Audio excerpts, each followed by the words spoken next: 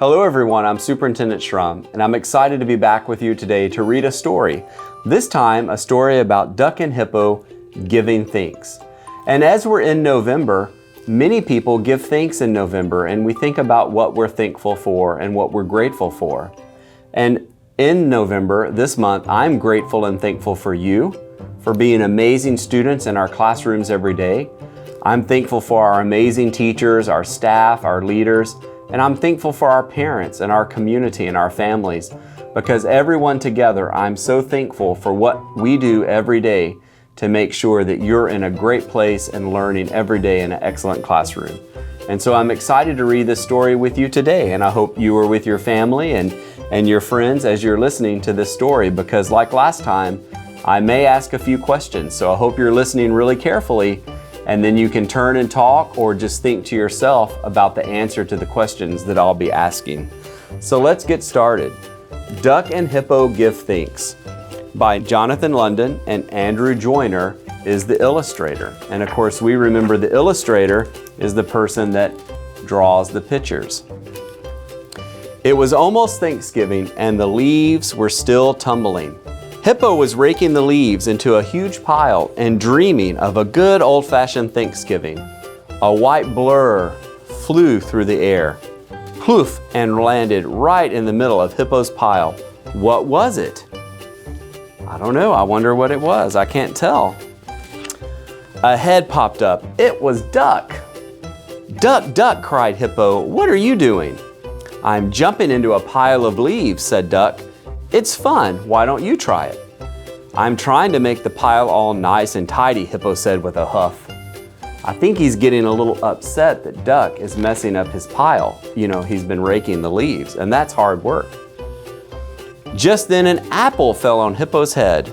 Hippo rubbed his head, polished the apple, and handed it to Duck. For you, he said. Thanks, Hippo, Duck said. Speaking of giving thanks, said Hippo, tomorrow is Thanksgiving.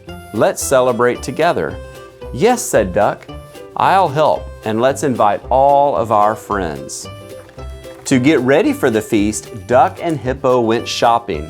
Duck said, I want to ride in the basket. She grabbed the food as they zoomed down the aisles. Whee, faster, squealed Duck. And then Duck jumped out and Hippo squeezed in, but the shopping cart wouldn't budge. And when Hippo tried to squeeze out, I'm stuck, cried Hippo. No problem, boomed Elephant. He lifted Hippo out. Thank you, Elephant, said Duck and Hippo, and Duck invited him for Thanksgiving.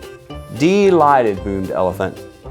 Hippo wanted some crusty bread for their good old-fashioned Thanksgiving, so Duck and Hippo got in line at the bakery, but Turtle was ahead of them. You go first, said Turtle, and take your time. Thank you, Turtle, said Duck and Hippo, and Duck invited him for Thanksgiving. Terrific, said Turtle. By now, Duck and Hippo were so hungry they went to Pig's Pizza, and they each ate a slice of Pig's special pizza of the day. Thank you, Pig, said Duck and Hippo, and Duck invited her for Thanksgiving. Yummy, cried Pig. I can't wait. But back at Hippo's house, Hippo said, ooh, there's so much to do for a good old-fashioned Thanksgiving. So Duck went out and gathered leaves, and guess what he did? He just couldn't help but jump in. Hippo went out, gathered pumpkins. Quack-a-doodle-doo, cried Duck, sitting on a pumpkin. I laid an egg. Then Duck gathered acorn squashes. Let me help you, Duck, said Hippo. Lastly, Duck and Hippo gathered apples and headed back inside. Look at all of the things they have, and thank goodness Hippopotamus is there to help carry all of that stuff. They bumped into each other at the door. Whoops, Hippo bowed and said, after you, dear Duck. Then together they decorated the table with leaves and squashes and perfect little pumpkins. Just like they're decorating their table, I've been in some of your classrooms and I've seen the great things you have hanging up and a lot of your artwork and other work in your classrooms as well, and it looks great, just like their table. And when they were done, Duck did a dance on the tabletop and sang, ta-da! See you tomorrow, he said, jumping off. That night he went to sleep and dreamed of a good old-fashioned Thanksgiving. So in that picture you see Hippo dreaming of what it will look like. But then his friends are at the pizza place. Before Duck went to bed, she told her friends, let's make something special for Hippo. Now let's think for just a minute. Hippo is dreaming of what this will look like while his friends are talking about a surprise.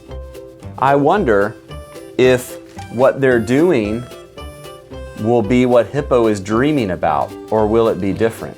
So now let's see what happened. So the next day, Hippo was busy. He baked a good old-fashioned apple pie, pumpkin pie, acorn squash, filled his house with a great smell, and set the table. He couldn't wait for his good old-fashioned Thanksgiving to begin. And there's Hippo sitting at the table. It looks just like it did in his dream. Oh no, it's getting late. He looked out the window. A full harvest moon was rising over the trees. Night had come. But where, oh where, were Hippo's friends? What do you think happened?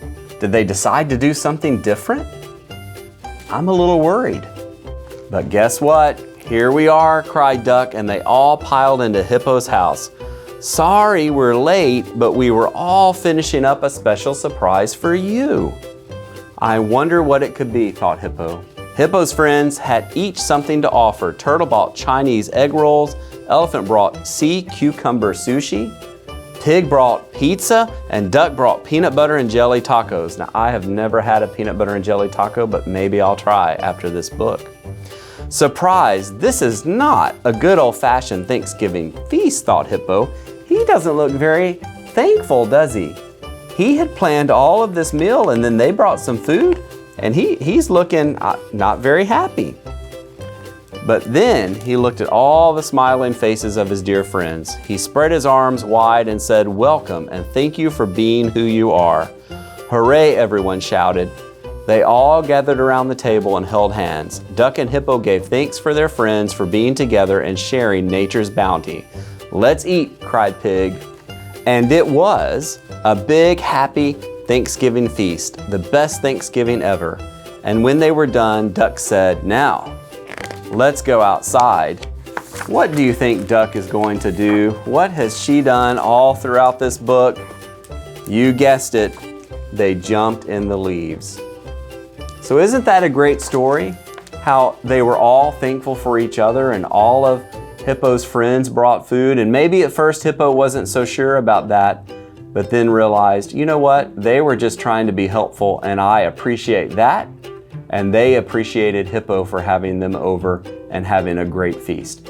So I think they all are thankful and appreciative for each other. And I hope you also are thankful and appreciative for all of the people in your life, your family, your siblings, your teacher, your school, just as I'm thankful for you.